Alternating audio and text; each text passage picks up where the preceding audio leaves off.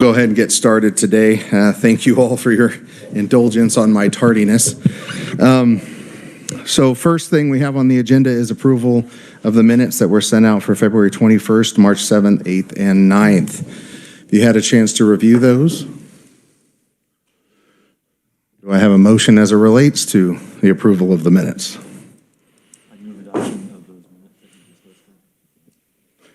Moved by Representative Heiberger. Second by Representative Thompson. All in favor of approving the minutes, say aye. Aye. Opposed, no. All right, very good. We have it taken care of.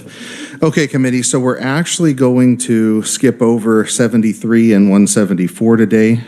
We have some things kind of in the works, and so I need to move those to next Tuesday. So expect an updated agenda a little bit later. But we are going to move into final action on Senate Bill 228. And ask Natalie to give us an overview, please. Thank you, Mr. Chairman. Senate Bill 228 modernizes statutes concerning county jails. It removes the requirement that every county have a jail. It also modifies the procedures used when district courts commit prisoners to jail in another county and when counties contract with city jails to keep those prisoners. And it also requires a medical examination before certain United States prisoners or city prisoners can be taken into custody of a county jail. Very good. Committee questions for Natalie? Seeing none. What do we have as far as amendments or discussion as it relates to Senate Bill 228? Representative Smith? We'll go Representative Smith, Eric Smith first. Well, I was pointing at him, but okay. No, well, unless you want him to go first. Natalie, if you would send it out to everyone, I'll try to remember what all it entails. I think I was going to be first. Sorry. I mean, I could go first, too, if you need time to review it or boo. So I've got one myself.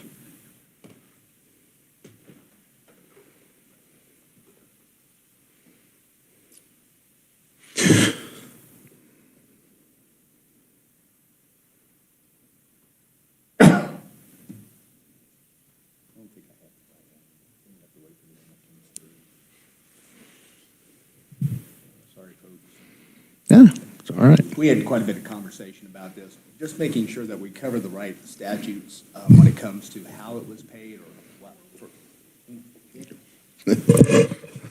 Everybody's moving. I'm like, I'm doing something wrong. So when it comes to how we pay the bills for inmate, the state law had already prescribed that, but to clarify within this statute, we needed to reference at least two different statutes for how that's paid. Now, specifically, 19-4444 was one we had left out. Is that the one we're talking about? Okay, making sure you had the other one. All right, and then,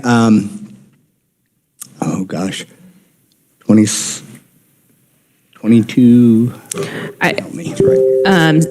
KSA 224612 is the other statute, I think, that you're... Yeah, 4612 cover that. So it's just updating that language so that we go through the right process and that hospitals and other healthcare providers know what process they are to follow.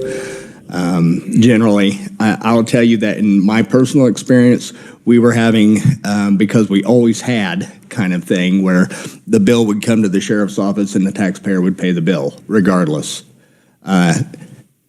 This actually, and has been in statute, allowing that if an individual who's in our custody has health insurance, that is billed first, especially in pretrial and that type of thing. Before going to the taxpayer to pay it, the individual would be billed first. If they can't pay, they still will be paid for by the incarcerating agency or the county in which they're incarcerated. Okay. Go ahead.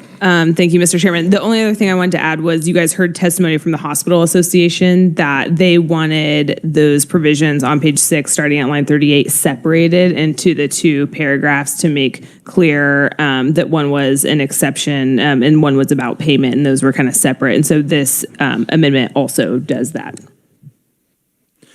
Very good. You care to move your amendment?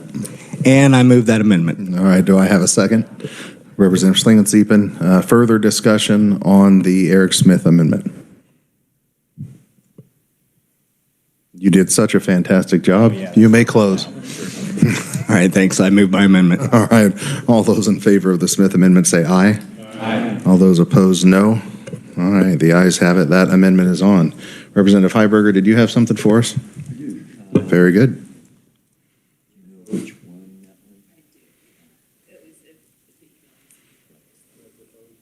Yeah, turn your microphone on. There you go. Natalie confirms that she has the correct amendment that I would like to offer. And if you would like to send out my amendment as well at the same time, I have no objection to that, so we can save the couple-minute pause here. You love the awkward silences? Me too, actually. Question? Representative Amendment to the amendment or another amendment altogether? All different amendment altogether. All right, so we'll deal with one first before we... Yes, we certainly will. I was just trying to save a little emailing time. In your inbox, the one that Representative Heiberger is referring to is the one entitled Remove Definitional Change.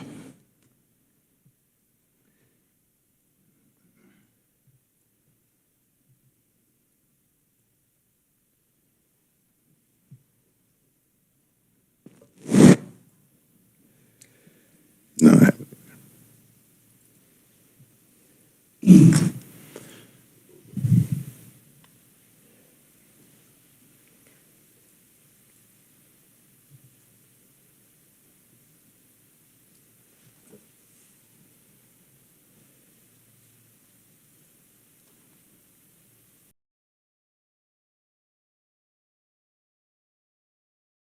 There it is. Remove definitional change.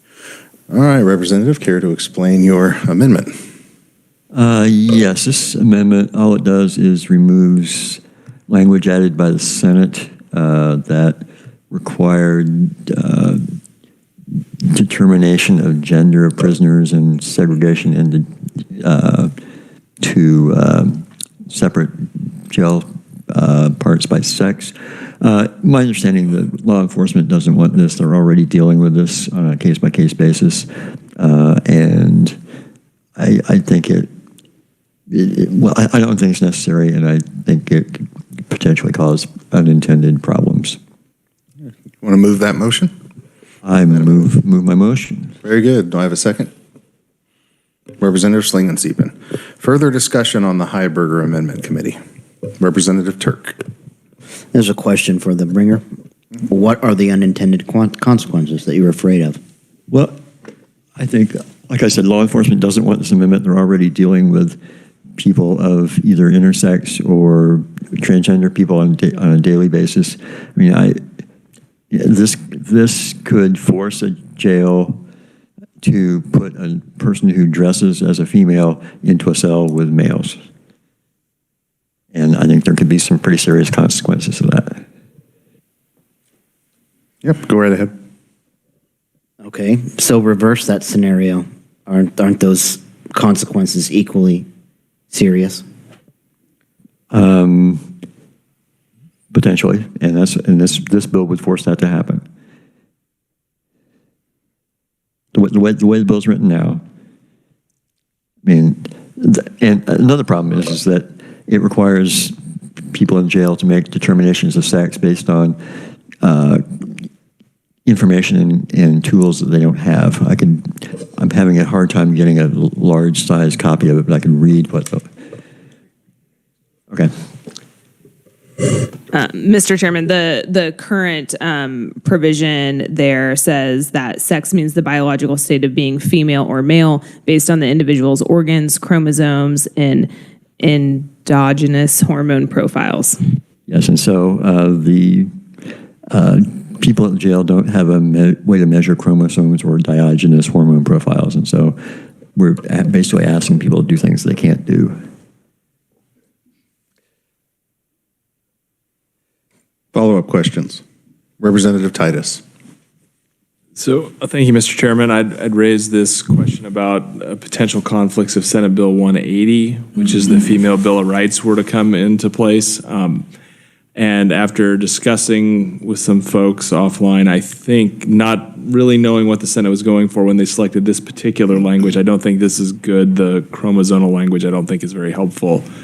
I think the wisest course would be to strike this, and assuming Senate Bill 180 comes into place, there wouldn't be any apparent conflicts, and we would have clear definitions that would be applied to all statutes, is what I think is probably the most practical approach for the fact that this is a good bill for the county jails, and I wouldn't want to see it get caught up in other things.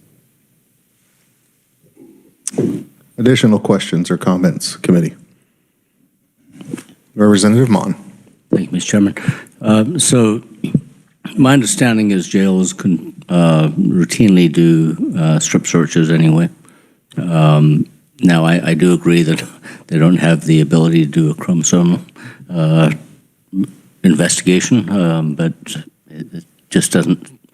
I do think that that the language about chromosomes and it goes a little too far because they're not going to have the ability to do it. But I think they do strip searches routinely and can identify genitalia. I would also be curious as to when you say law enforcement doesn't want this, to whom are you referring? Turn your microphone on. So I'm reporting, I hope I can say this, but I'm going to say it anyway. We'll find out. My information comes from Ed Klump through Representative Carmichael. I guess your comment brings up another point. So my understanding from the testimony that we received on this bill is that there's a federal statute that this bill potentially requires jails to conflict with. And Natalie, do you recall that? I have to pull up the testimony to. Mr. Chairman, I suspect what they were talking about is PREA, which is the Prison Rape Elimination Act. Yep. Representative Smith. You know, as an individual who helps administrate a jail, I can tell you that no matter what language you put in here, this is going to be a situation. You cannot define it down to a point that we solve it. And in fact, strip searches, whatever you want to put in this, don't always occur in the manner that you think that they do. If a person is being temporarily held, they may not even have change out clothes, for instance. You end up putting them back in general population. You are doing the best that you can to determine whether or not they are at risk when you put them back there. And it doesn't matter whether they're transgender or heterosexual. It doesn't matter. You need to make sure that when you put them back there, they're in the safest situation they can be in. And you just do your best on that. So I think that in trying to drill down and put chromosomes and all that in there, it does a bit maybe give us more liability that we didn't do that testing when we allowed them to go back into general population or whatever the situation was. So I think that's the concern on that language. I think what they tried to capture was a way to get us out of a lawsuit should it occur, but I don't think it's going to do that at all. So changing the language is going to be important. I'm not sure that this does the trick either. So I'm not helping you out with that decision. I'm just providing for you a little bit of a perspective from that side of things. Thank you. Representative Turk. Thank you, Mr. Chair. I'm not against altering this language because I share some of the same concerns. But I feel like if we aren't replacing it with something that is more clear, that this is just going to come up again. So I'm conflicted. I wish we had something better to replace this with. Maybe language that states that the prison has discretion to do what's best for whomever is in this situation, whether they're transgender or whatever, that the discretion might alleviate some of the follow-up concerns with lawsuits, but just striking it all together, I'm not sure. Natalie, can I ask you, as it relates to this, if we were to strike this amendment, is the issue of sex addressed at all in this bill, or is it already statutorily somewhere else? Mr. Chairman, so if this amendment would get adopted, then the requirement would just be that the jail keep separate room for the sexes, and that's all it would say. And so you're still requiring them to separate people based on sex. You're just not getting into exactly what that means to give them that guidance. And so there wouldn't be a definition in this bill or frankly anywhere else that I'm aware of that would help with the interpretation here, but they would still maintain that requirement to keep them divided. Okay, thank you. Representative Mon. I guess I'm still a little confused by the amendment or where we are. Without the amendment, the jails are required to separate biological males from biological females. With the amendment, allows the jails to try to figure out, is this a biological male or is this a biological female? Is this, am I getting this correctly? Yeah, so the Senate offered an amendment that was amended to this bill, because remember, this is a Senate bill. So they had first run at it, and they added an amendment, in essence, defining what sex is and is telling the jails that that's how they should operate. If this was moved, if we strike their amendment, which is what Representative Heiberger is proposing, it simply goes back to what Natalie just shared with us, that the jail shall keep separate rooms for the sexes, for separate sexes. Except where they are lawfully married. Well, And that's being stricken. yes. Okay.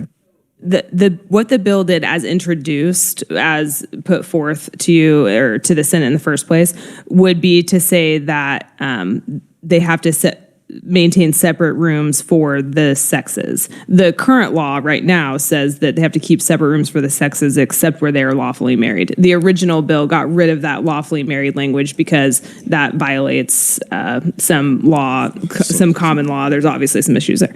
So, so the bill as introduced just said the sexes. The Senate changed that to each sex, female and male, and then went in to define the what means female and male. What this amendment would do is just revert it back to the way it was when it was introduced. Did that answer your question, Representative? Somewhat. I will admit to be confused by this entire subject matter to some extent, but There's a lot of places I could go with that. I won't. So let's see if we can continue to converse about this. Representative Sling, It seems to me that, that this bill can do a lot of things without having to define what gender is. If you wanted to define that in some way that the state of Kansas can use, it doesn't seem like a bill is a place to do that. It seems like that's a whole separate debate and discussion. I mean, if you look at the sort of the scientific debate or the biological debate, if you want, having external parts is not a sufficient definition of gender. There are all kinds of other things involved, like hormones and things like that that are also measurable. So it seems to me like we shouldn't be trying to get out of our depth here. Let's just keep this clean, I think, rather than introduce something that could be a problem. and I believe that there is another bill, as Representative Titus mentioned, that is attempting to address that in a different, as its own context, but the Senate will do what the Senate will do. Further discussion on the Heiberger Amendment Committee. All right, Representative Heiberger, you may close. Thank you, Mr. Chair. First, I just want to say I want to apologize for not more clearly explaining the amendment out front. And two, I'm not coming at this from a culture war perspective. I mean, this is a problem that was brought to me. I see it as a problem. I think we've got a situation that the issue wasn't brought by law enforcement. The people who have to deal with this every day, as Representative Smith said, are dealing with it already. And I think this amendment would just make their jobs harder rather than easier. And so I move my amendment. Very good. All in favor of the Heiberger Amendment, say aye. Aye. Opposed, no. The ayes appear to have it. The ayes do have it. The Heiberger Amendment is added. I was kind of looking for hands that might want their vote recorded, but Schlingen, Siepen, Heiberger, that's it. All right, committee, we'll jump into my amendment now, which is on the same email. Mine is pretty straightforward as well. Well, I say as well. It is what it is. Basically, one of the questions that I had is surety agents, bail bondsmen have a court-ordered obligation to return defendants to custody in the event that they fail to appear in court.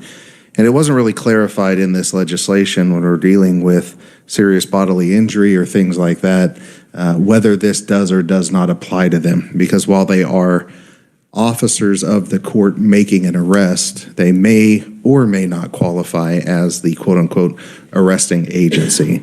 So what this amendment purports to do is clarify that the arresting agency does not include a surety bail agent or bail enforcement agent who arrests a person who is released on an appearance bond pursuant to KSA 22-20 and 09 and amendments thereto. So just clarifying that this specific section does not apply. And this was a language that was brought forth by the law enforcement agencies. So you know that it's not just one side or another, but this was actually their suggestion because they hadn't contemplated that concern either, and this allows them to do that.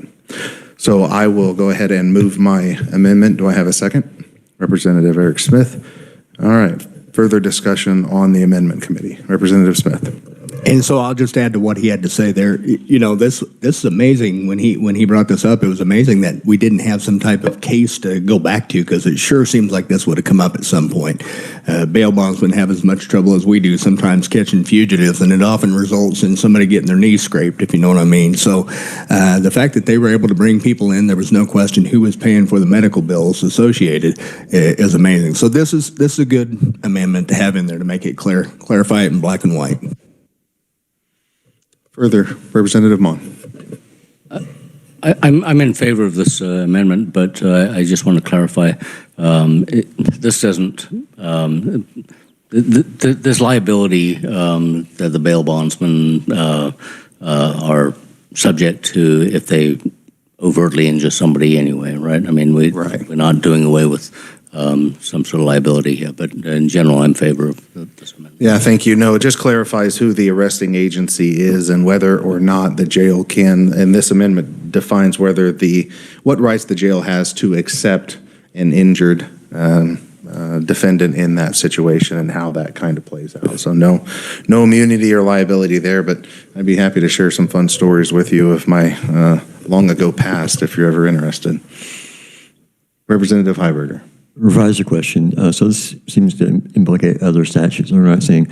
So is there always going to be an arresting agency if this definition is added? Mr. Chairman, this definition will just be in KSA 1930, and so we're only providing that definition within this statute, so it shouldn't impact any other statute. And the only time that arresting agency is used is up there in line 29. So it says, the sheriff and the keeper of the jail shall not be required to receive or detain a prisoner under paragraph 1 who is in the custody of an arresting agency until that prisoner has been examined by a medical care facility. And so it's just making clear that we're not talking about if a bondsman shows up with the prisoner and they need this medical attention, it's going to be the jail, before they admit them to the jail that they go in. The bondsman's not going to have to make sure that examination happens. Representative Mon.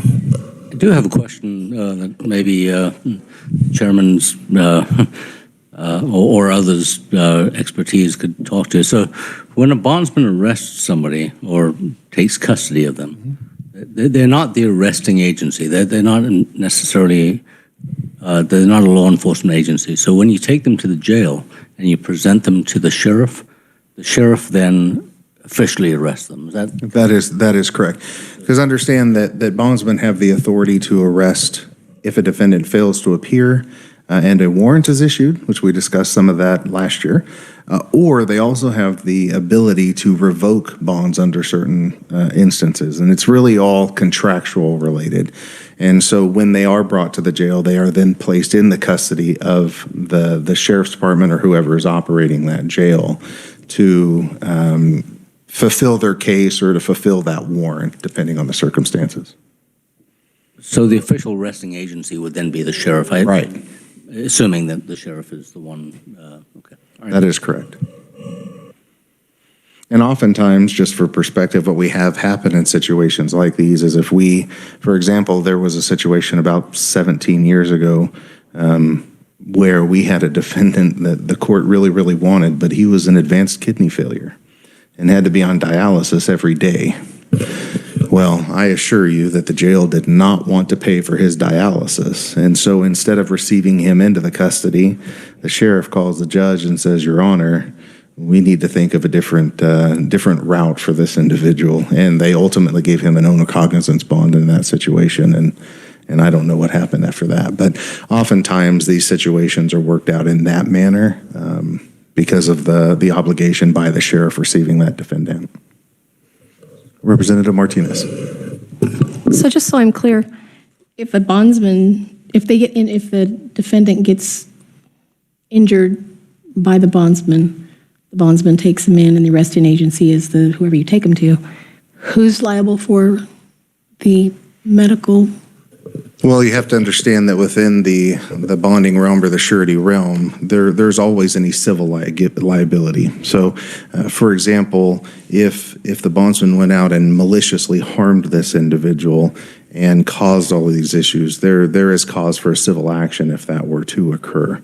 But it still is a court-ordered obligation from the court that orders the bondsman to act and to bring that defendant back into custody within a certain period of time. So this doesn't absolve anybody of liability. It's just clarifying that the bondsman for this specific subsection is not considered the arresting agency. Okay, thank you. Mm-hmm. Additional questions, committee? All right, then I will go ahead and move my amendment. All in favor say aye. Aye. Opposed, no. All right, the ayes have it. Is there additional discussion or amendments as it relates to Senate Bill 228? Representative Titus. Thank you, Mr. Chairman. I have an amendment.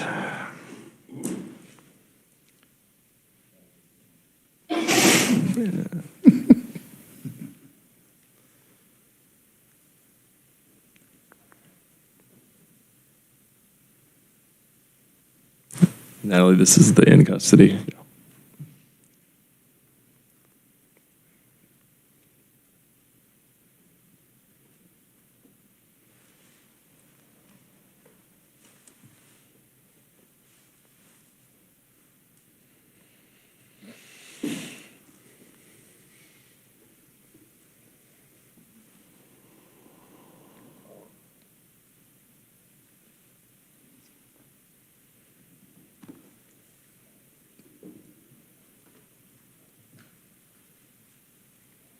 All right, looks like the amendment is in our inbox. You want to go ahead and explain your amendment, Representative? You heard testimony that the language in the first sentence was a little too strict because not every county has a sheriff and not every county jail is operated directly by the county.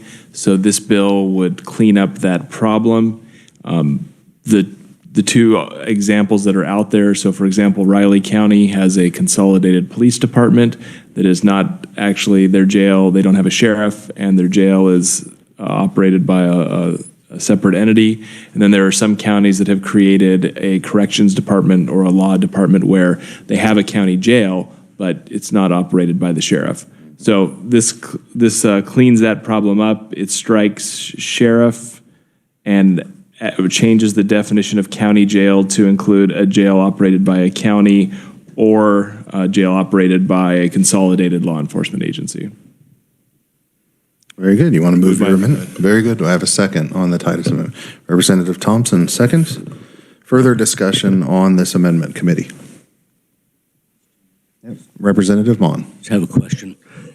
So when there's a county jail or a jail that's not operated by the sheriff or, I guess most of my experience have been in counties where the jail is operated by the sheriff. And so a judge will remand somebody into the custody of the sheriff to be housed in the jail. Do you know how this works when the jail is not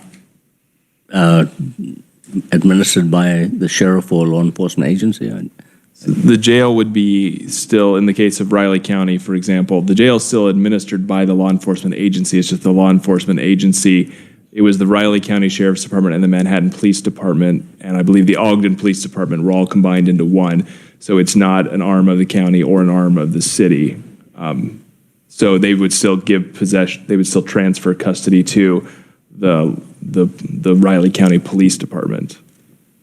So you would be remanded into the custody of whatever police agency there was, and then they would take you and place you in a jail, but you're still in the custody of whatever the arresting agency was. Correct. Just when it said sheriff, it was too narrow. Yeah, I get that part. I just we could have another conversation about there's just some other consolidated questions law enforcement, no, but there's some other questions about whose custody are you actually in, and therefore who's responsible. But I mean, I'm not against the amendment. I just have some questions about how it works. So. Further questions, committee? Representative Smith. You know, one of the things we keep talking about here is who they're into custody of, and we may be getting that blurred with who the warrant is for, right? So sometimes the warrant may be from out of state. So the reason I bring that up is the medical bills may ultimately go to that court of authority that put the warrant out. Initially, it'll be covered by the jail or insurance or however they do it, but it will eventually find that court of authority. So for the purpose of this bill or this legislation, I think that's really what they're going to look at more than anything. Anything further, committee? Seeing none, you can close on your motion. close. All right. All those in favor of the Titus Amendment say aye. Aye. Opposed, no. Ayes have it, and we have that one. Are there additional amendments or discussion, committee?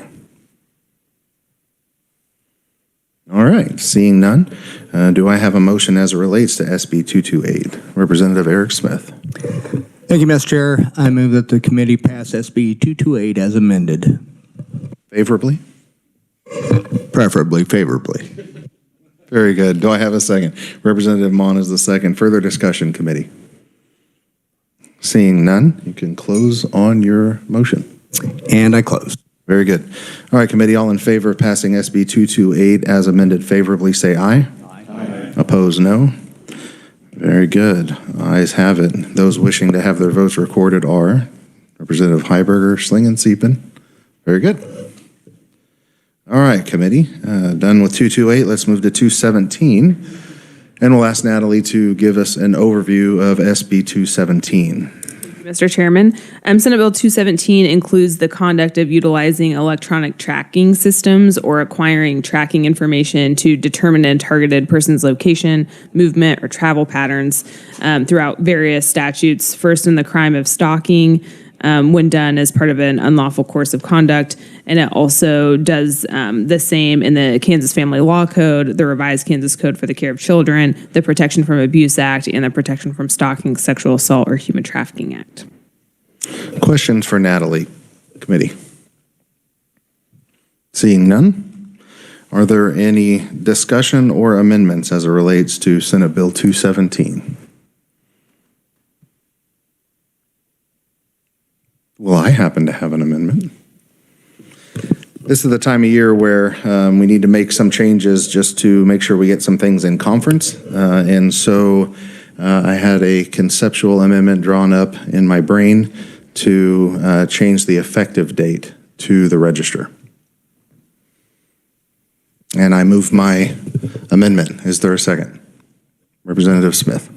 Discussion committee. All right, I close. All in favor say aye. Aye. Opposed, no. Ayes have it. Anybody wishing to be recorded on that monumental amendment? Representative Heiberger and Schling and Siepen. Oh, that's right. And Representative Wynn. Very good. There you go. You got it. All right. Okay. And Representative Mon is an aye. There we go. All right, committee. Further discussion on SB 217. All right, seeing none, do I have a motion as it relates to SB 217? Microphone. Representative Butler.